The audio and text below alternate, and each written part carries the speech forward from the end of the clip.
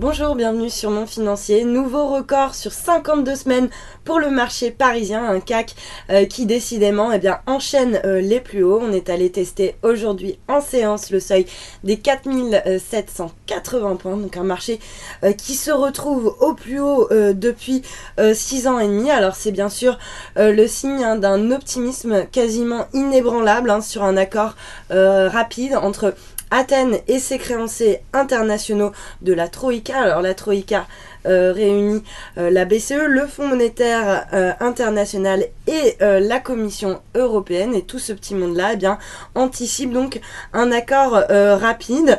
Alors le dialogue qui est suspendu pour l'instant entre Athènes et la Troïka devrait reprendre à Bruxelles dès lundi pour essayer de trouver donc une solution à cet épineux sujet qu'est la dette grecque. Pour Athènes, en fait, il existe de très bonnes bases politiques à ces discussions qui devraient permettre de trouver un accord assez rapide. Athènes est assez optimiste, elle trouve qu'il y a pas mal de points de convergence entre l'Europe et sa vision que doit être la restructuration de la dette grecque. Alors il faut savoir quand même que le gouvernement allemand veut à tout prix éviter le terme de décote sur la dette grecque, mais pour Athènes ça reste quand même la moins pire des solutions, notamment que ça serait moins coûteux pour les créanciers plutôt qu'une prolongation perpétuelle du prêt qui a été consenti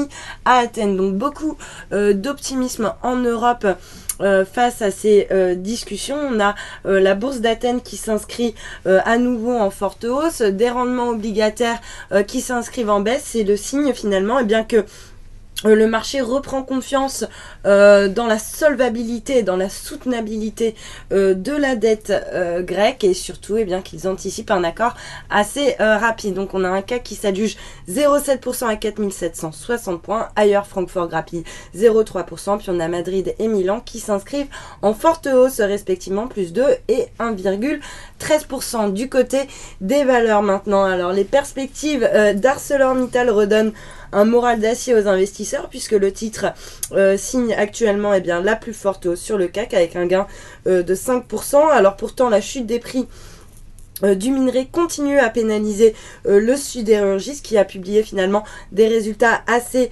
mitigés, mais l'EBITDA lui s'inscrit au-dessus des attentes, ce qui permet de soutenir le titre. Dans le même secteur, sur le SBF 120, vous ne pouvez pas passer à côté de la hausse de Aperam qui gagne plus de 15%. Alors le groupe table sur une amélioration de sa rentabilité pour le premier trimestre de l'année 2015 après avoir déjà dévoilé des résultats assez bon au T4 de l'année dernière. Le groupe prévoit notamment une amélioration de son EBITDA, d'où la hausse de 15% que l'on peut observer actuellement sur le titre. Et puis à noter également que le secteur bancaire se distingue parmi les meilleures performances. C'est un secteur cyclique qui anticipe lui aussi une happy end, si l'on peut dire, sur la dette grecque. Donc on a Crédit Agricole qui bondit de pratiquement 5%, et puis également Société Générale et BNP qui sont particulièrement bien orientés et qui soutiennent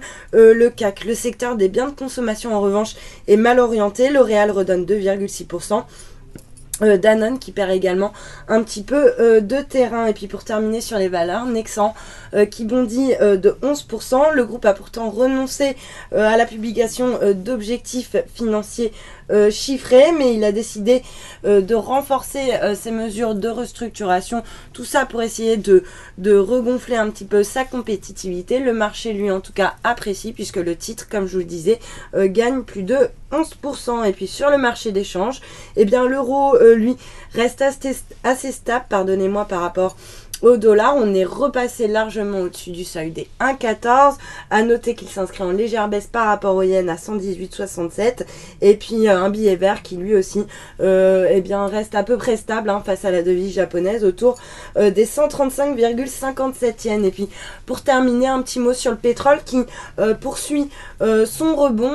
Le pétrole, le WTI en tout cas, qui gagne plus de 3% actuellement à New York et qui frôle la barre des 53 $. Et puis idem pour l'once d'or qui s'inscrit en vive hausse, plus 0,8% à 1230 $ l'once. Voilà pour le point marché. Restez avec nous. Très bonne journée.